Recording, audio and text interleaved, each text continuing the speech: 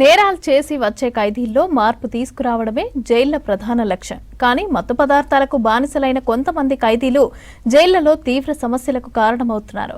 Drugs కు అలవాటు పడిన వాళ్ళు జైల్లో నుంచి అవి దొరక్కపోవడంతో విచిత్రంగా ప్రవర్తిస్తున్నారు. దీంతో ఇతర ఖైదీలతో పాటు జైళ్ల సిబ్బందికి కూడా ఇబ్బందులు ఎదురవుతున్నాయి.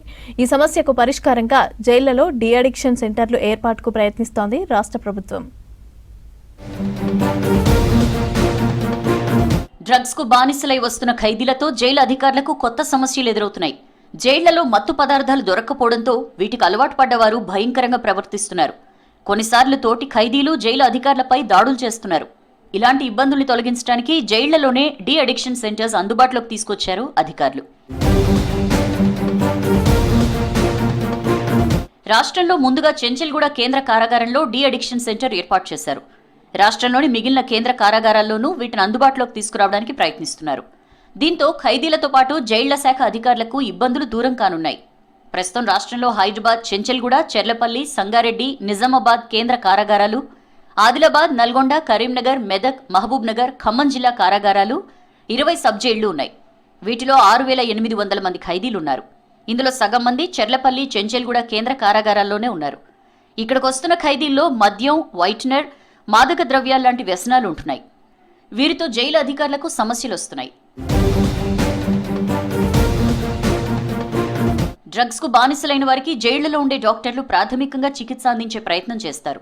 అయినా పరిస్థితి అదుపులోకి రాకపోతే ఎర్రగడ్డ మెంటల్ హాస్పిటల్కు పంపిస్తుంటారు. అయితే ఖైదీలను అక్కడికి తరలించేటప్పుడు ఇబ్బందులు తప్పడం లేదు. ఖైదీలు పారిపోయే ప్రయత్నం చేయడం, చికిత్సాలయం నుంచి తప్పించుకుపోయేందుకు యత్నించడం లాంటి సమస్యలు ఎదురవుతున్నాయి. అందుకే జైళ్లలోనే డి అడిక్షన్ సెంటర్ ఏర్పాటుకు ప్రయత్నిస్తోంది రాష్ట్ర ప్రభుత్వం. ఇందులో నిపుణులైన కౌన్సిలర్లతో పాటు అనుభవజ్ఞులైన సిబ్బందిని నియమిస్తోంది.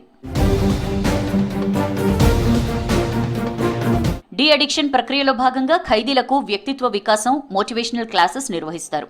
సైకియాట్రిస్టులతో అవగాహన కార్యక్రమాలుంటాయి.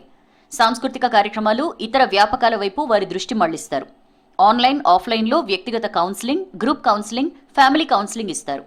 ప్రతిరోజు యోగా, పెయింటింగ్, ఆర్ట్ థెరపీ తరగతులు, మ్యూజిక్ సెషన్స్ ఉంటాయి. ప్రతి డి అడిక్షన్ సెంటర్లో 20 పడకలు, ఇంటెన్సివ్ కేర్ రూమ్లు, జనరల్ అబ్జర్వేషన్ రూమ్లు, 24 గంటల పాటు నర్సింగ్ కేర్ సదుపాయాలు ఉంటాయి.